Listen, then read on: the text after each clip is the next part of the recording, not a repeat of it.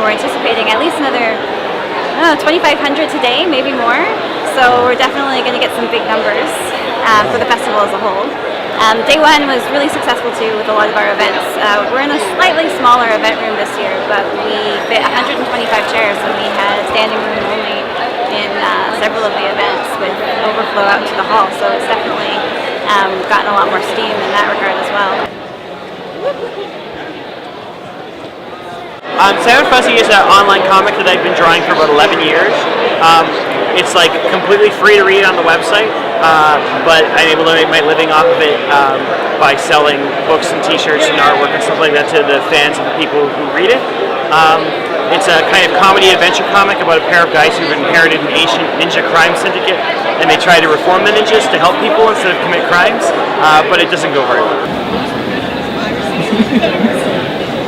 The basic premise of it is that people can't become fans of your work if they can't be exposed to it, so you let them read the comic and then they become interested in you and your work, and they'll inherently then want to support you, and they'll want to own things that you've made because they have that connection with your stuff now that they wouldn't have had otherwise. And so I make book collections that recollect the stuff that was on the website in print, and I do t-shirts and I do art commissions and tons of other stuff, and it's all just kind of for that fan base.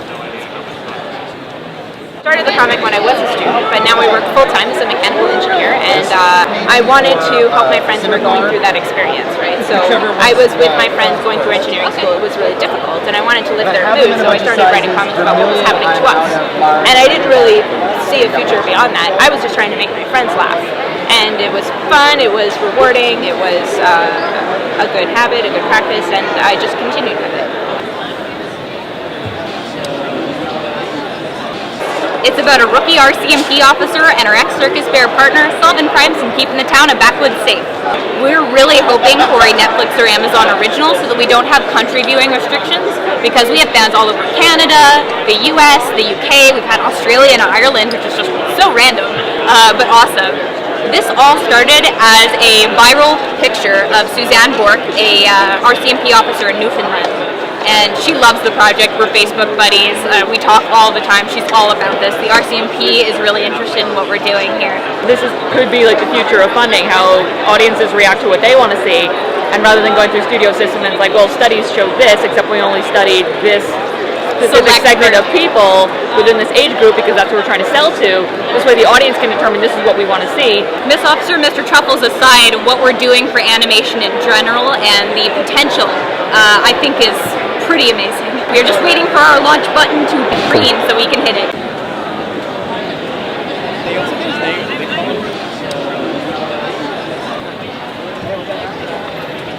The first time we were here was actually VanCAF's first year, which was 2 years ago, and we had such a great time that we wanted to come back. And I mean, it's gorgeous here. It's so beautiful. And mountains, there's mountains and greenery and wonderfulness, and everybody's so great. And I love this con. It's so great.